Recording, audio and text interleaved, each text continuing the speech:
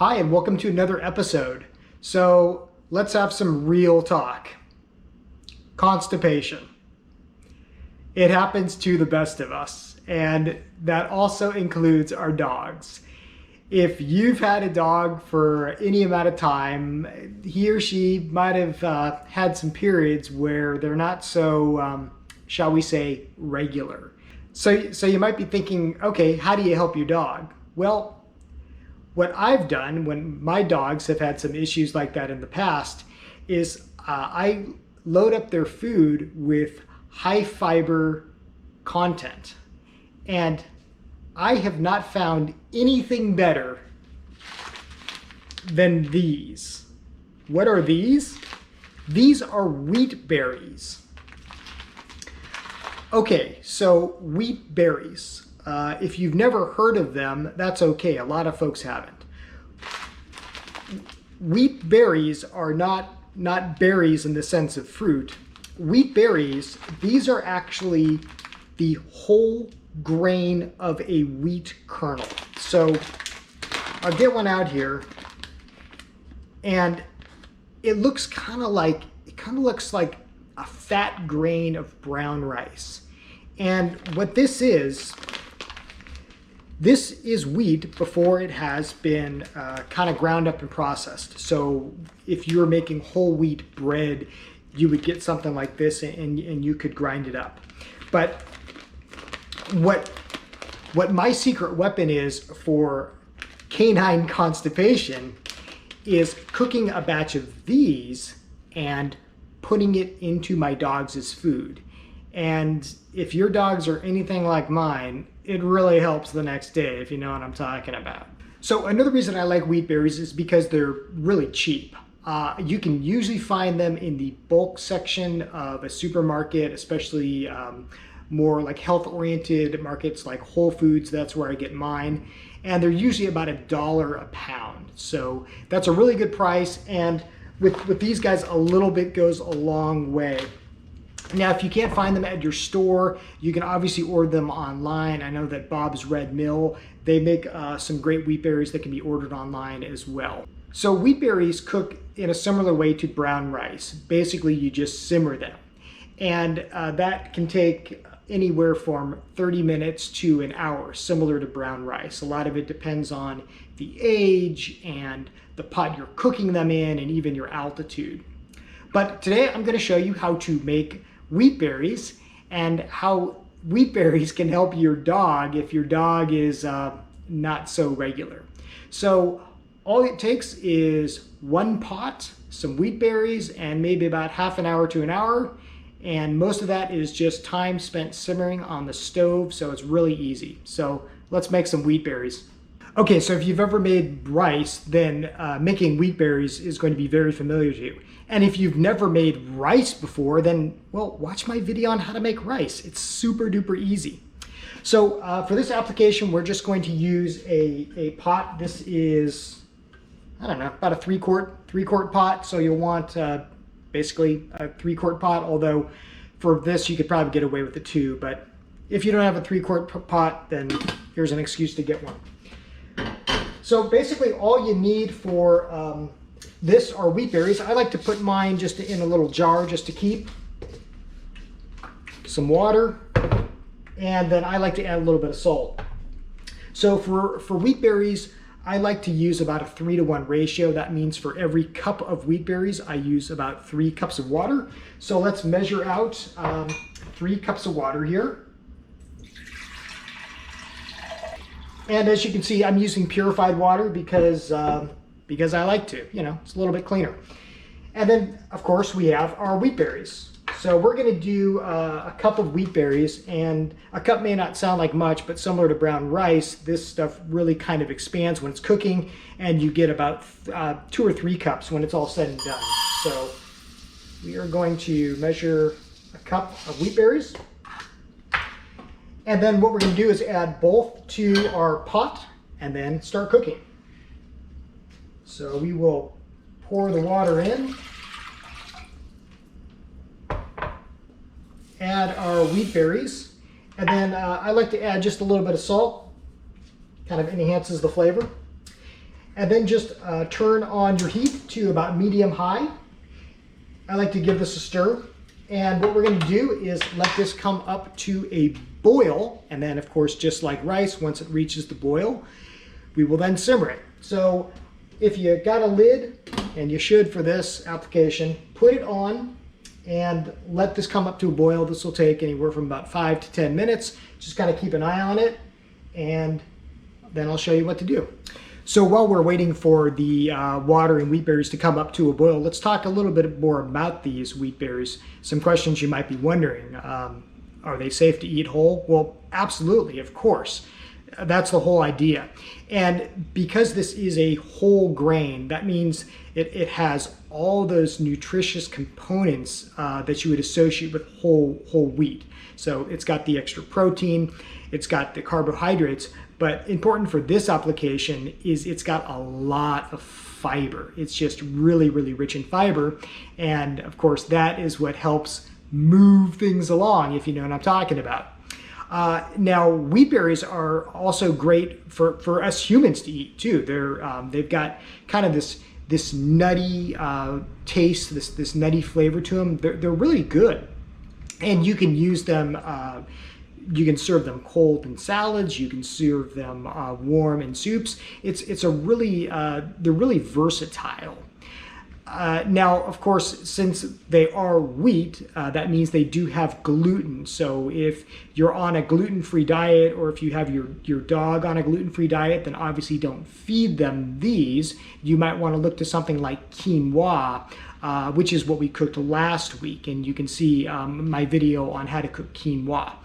But that's a little background on wheat berries. And another thing you might be wondering is, can you cook them in a rice cooker or Instant Pot? Absolutely. If I were doing this in a rice cooker, I would set it to a brown rice setting if it has it.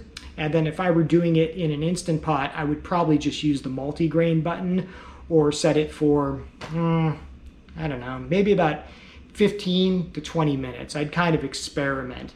But I would use basically the same setting as brown rice, because it takes about the same amount of time to cook.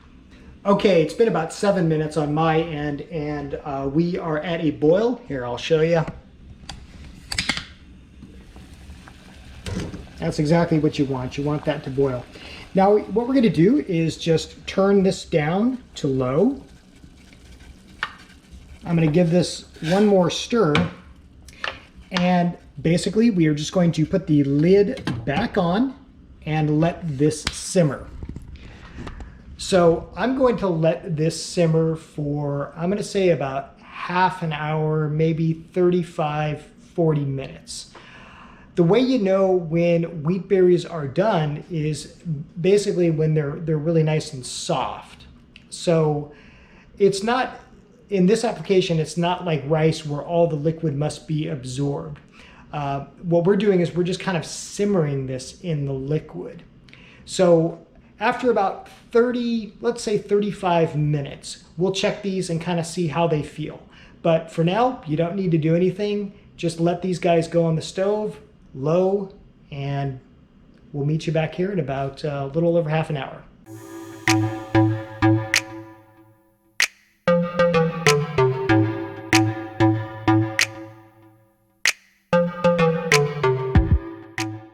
Okay, it's been 35 minutes. Let's check on our wheat berries that have been simmering.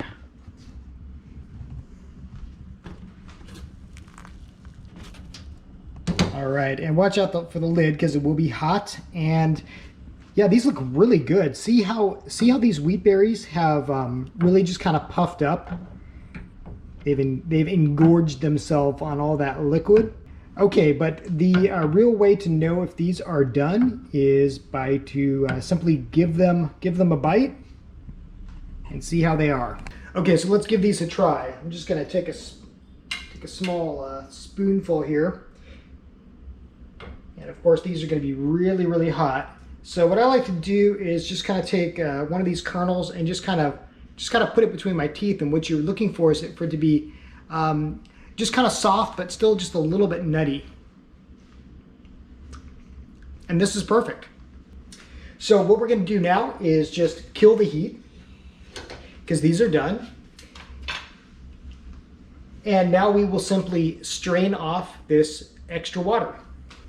Okay, I've got a colander set up in my sink, so now what we'll do is just strain the wheat berries. So we'll grab my pot and we will just pour.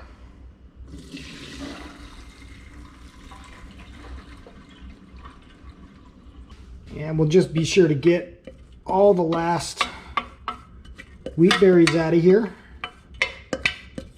See how nice those look? They smell really good too.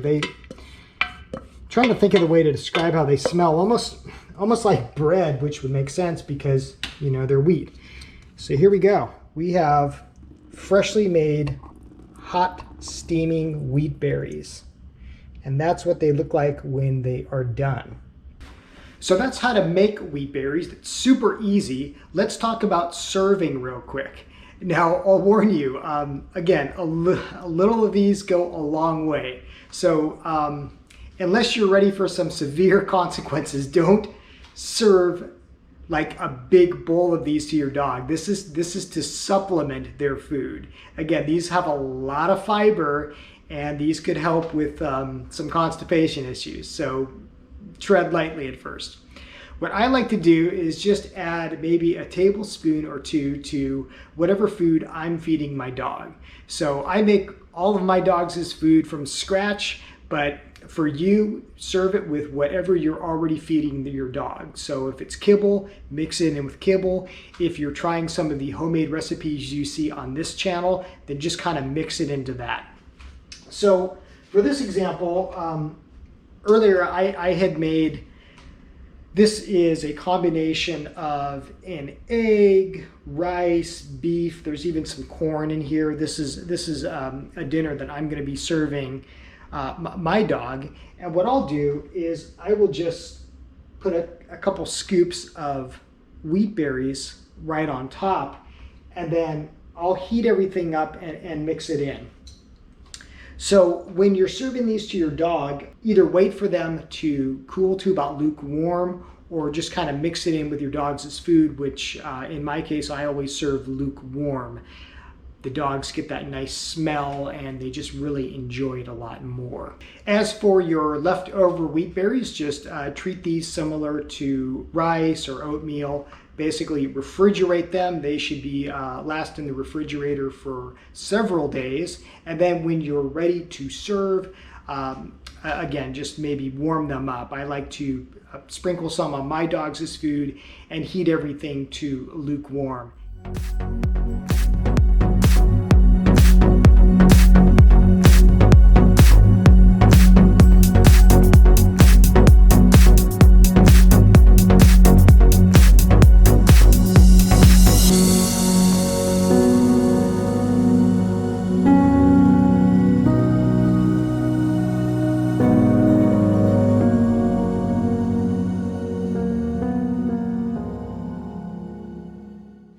So that is how to make homemade wheat berries, my secret weapon to fight canine constipation.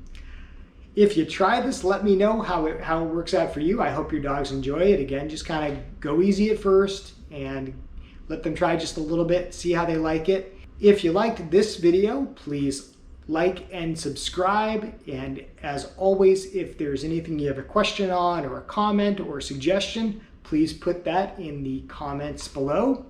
Thanks for watching, and I'll see you next time.